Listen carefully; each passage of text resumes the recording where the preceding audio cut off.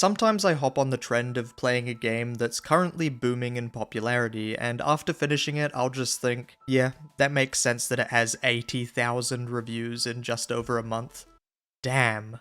For some games, the stars align, and it becomes this cultural phenomenon in certain corners of the internet. But for others, that moment never happens. Instead, these games come out, make a small amount of noise, and then fade into obscurity.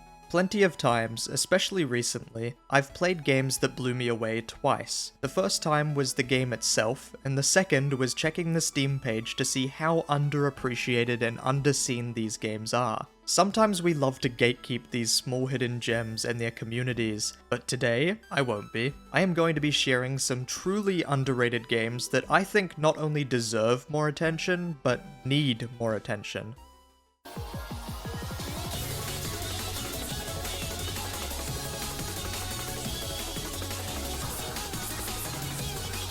Picayune Dreams is a vampire survivors-like that draws heavy inspiration from the likes of Nikki. The game merges elements of bullet heaven and bullet hell, the bosses being the bullet hell and the in-between sections being the bullet heaven. In between runs you are fed the plot in an RPG Maker style with some crazy visuals and a genuinely interesting story, delving into each of the characters. In between runs, you can also min-max to your playstyle with the skill tree, leaning into healing, XP gain, defense, movement speed, etc. There is a lot of customization in how you approach the game through this skill tree. When you enter a run, you'll see a number at the top of the screen called mortality. This number will constantly climb and only stop during certain milestones that are the bosses. The run will go on until you reach the mortality of the final boss, which I won't be showing because that's spoilers. But you will have the choice to end the run or to loop. If you loop, you can go infinitely until you either get a high score or your PC explodes. The boss segments are a huge highlight for me, and one of the biggest reasons I think this game stands out versus the other Vampire Survivor-likes out there, and even Vampire Survivors itself. In Vampire Survivors, you can get to a point where you couldn't even die if you wanted to, and there is very little skill expression, which I get is kind of the draw to an extent.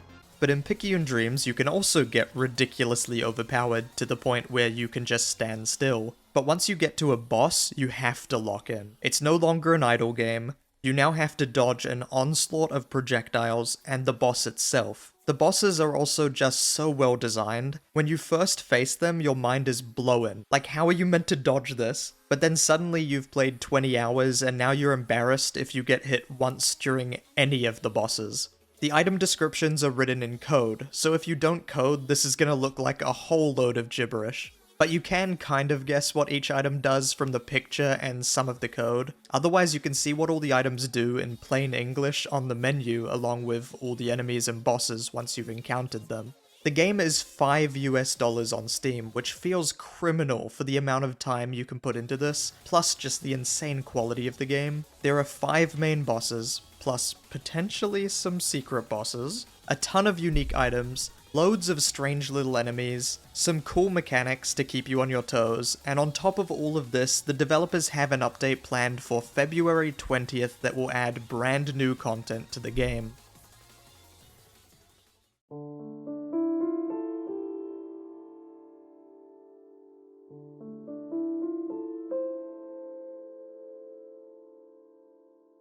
Arise, A Simple Story is a 3D platformer unlike any I've ever played before. The game follows the main character recollecting stories from his life and loss of the love of his life. The game has some genuinely heartbreaking moments that took me by surprise, which is only amplified by the phenomenal art direction throughout the whole runtime. But what sets Arise apart from other platformers, outside of the story, is the main platforming mechanic, that being time manipulation. You can turn time forwards or backwards to shift your environment to solve platforming puzzles.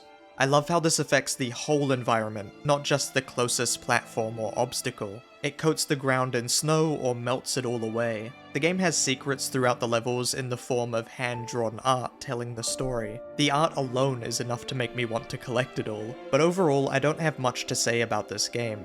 It was a wonderful and short 4-hour experience with beautiful visuals and some unique unconventional platforming.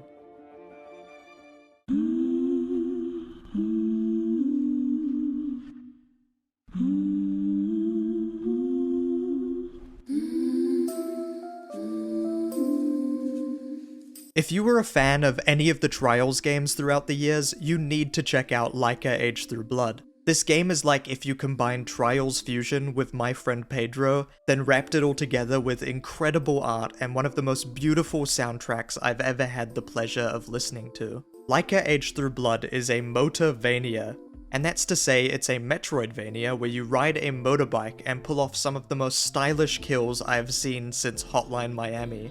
The game has some really unique gameplay features like backflipping to reload, which can lead to some insane moments. It takes a little bit of getting used to, but by the end of the game, it is not only ingrained in your muscle memory, but it feels natural and, quite frankly, badass. You can also parry bullets by changing direction as a projectile hits you, which makes you feel unkillable once you get the hang of it. But speaking of unkillable, Laika, the coyote you play as, is unkillable, so there is a lore reason why you respawn. Laika can also speak to the dead. This plays a major part in the story and made for some surprisingly heartfelt moments that I will not be showing, because as much as I think the gameplay is a standout, the story is just as good. It honestly took me by surprise. It tackles motherhood, grief, war, and oppression, and it does so in such a graceful way. I have since played Grotto, another game by Brainwash Gang, the developers of Laika, and one thing that really stood out to me is that if they want to explore a certain topic, they will explore it fully. They won't pull any punches. It will be visceral and so very human. And I haven't even mentioned the boss fights. I feel like these are some of the most unique boss fights I've ever fought off the gameplay alone, but they really explore and push the limits of what's possible within the constraints of the Trials-esque gameplay, which makes for some very memorable encounters. Overall, this game absolutely blew my expectations and became a personal favorite. Brainwash Gang just announced the game is now on Nintendo Switch, so there's never been a better time to check it out. I found these games through absolute happenstance. A random YouTube recommendation of the launch trailer, a post on Twitter by the developer, or just randomly stumbling upon them on Steam. And they went on to become some of my favorite games. It just goes to show how many absolute gems are probably out there that are only one coincidence away from being found. Thank you for watching, and I will leave you with a question. What is the most shockingly underrated game you have ever played?